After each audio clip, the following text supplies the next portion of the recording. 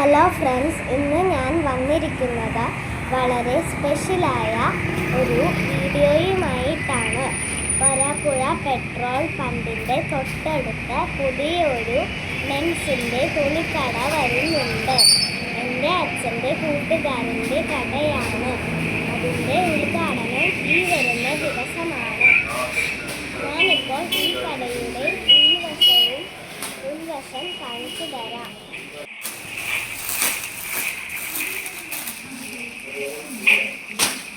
അവരൊക്കെ ഡ്രസ്സ് തരം തിരിച്ച് വെക്കുകയാണ്.